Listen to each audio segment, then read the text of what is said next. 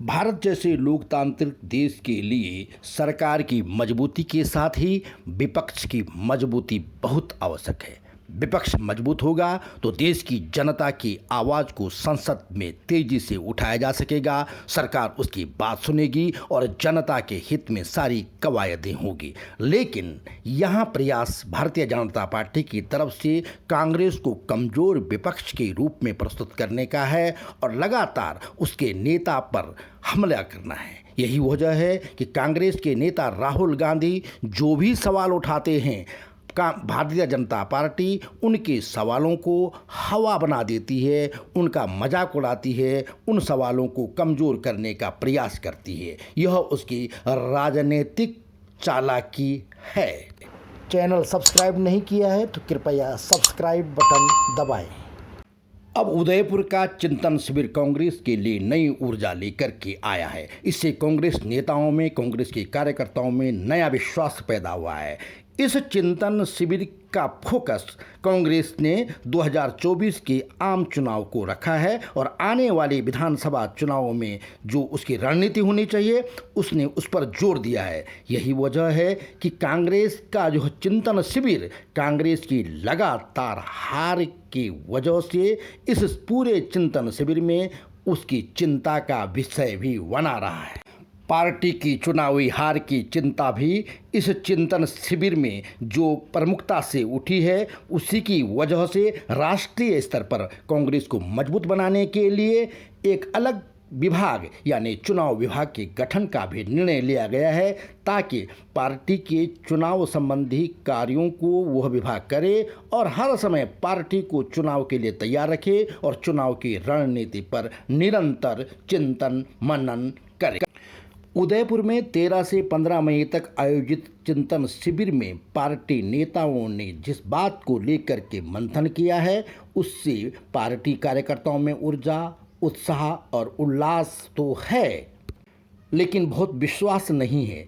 लेकिन कांग्रेस पार्टी यहाँ उदयपुर में हुए ऐलानों को लागू करने के लिए वचनबद्ध है और यही वजह है कि उदयपुर चिंतन शिविर के बाद कांग्रेस पार्टी में हलचल बढ़ गई है और वहाँ जो घोषणाएं हुई है उसे लागू करने के लिए 17 मई से ही लगातार कांग्रेस में हलचल चल रही है और संगठन महासचिव के.सी. वेणुगोपाल के नेतृत्व में सभी महासचिवों की लगातार बैठक चल रही है, जिनमें घोषणा पत्र के बिंदु के अनुरूप चर्चा की जा रही है और उन्हें लागू करने को लेकर के विचार मंथन चल रहा है।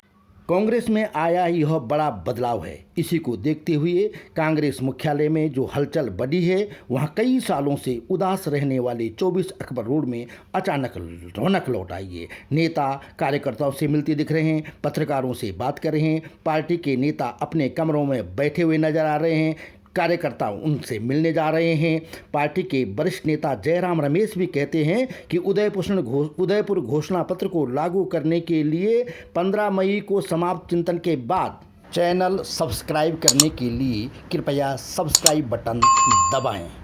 16 मई से ही घोषणा पत्र के बिंदुओं को लागू करने की कवायद शुरू हो गई है। उनका कहना है कि पार्टी का यह घोषणा पत्र महज घोषणा पत्र नहीं रह जाएगा। पिछले जो पार्टी के पंचमढ़ी और शिमला में जो शिविर हुए हैं, उसके घोषणा पत्रों को लागू करने की कवायद नहीं हुई है। इस बार वह गलती नहीं दोहराई जाएगी और जनता के बीच जाकर के उदयपुर नव संकल्प के सिफारिशों को लागू किया जाएगा। इसके लिए पार्टी अक्टूबर से कन्याकुमारी से लेकर के जम्मू कश्मीर तक एक यात्रा निकालेगी, जिसमें देश की जनता को जोड़ेगी। इस तरह से पार्टी ने लगभग 1 साल का कार्यक्रम बना दिया है और जनता से जुड़ने की अपनी मुहिम आरंभ कर दी। उदयपुर चिंतन शिविर की अहम बात यह रही कि हमेशा अंग्रेजी में काम करने वाली इस पार्टी ने पहली बार सारा काम हिंदी में किया। इस चिंतन शिविर में हिंदी का इस कदर बोलबाला रहा कि पार्टी का यह पहला चिंतन शिविर बना जहां हिंदी में सोचा गया, हिंदी में चिंतन हुआ, हिंदी में प्रस्ताव लिखा गया और हिंदी में ही प्रस्ताव को पढ़ा गया।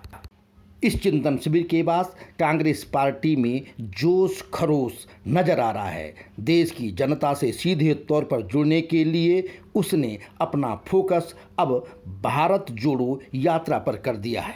यह 2500 किलोमीटर की राजनीतिक यात्रा होगी, जो अब तक देश में इतनी बड़ी यात्रा नहीं हुई है। इसलिए कांग्रेस की जनता से जुड़ने की इस कवायद को महत्वपूर्ण यात्रा माना जा रहा है। यात्रा कैसे होगी, इसकी रूपरेखा क्या होगी, इस बारे में पार्टी के अंदर मंथन चल रहा है, विचार चल रहा है और योजना बन रही है।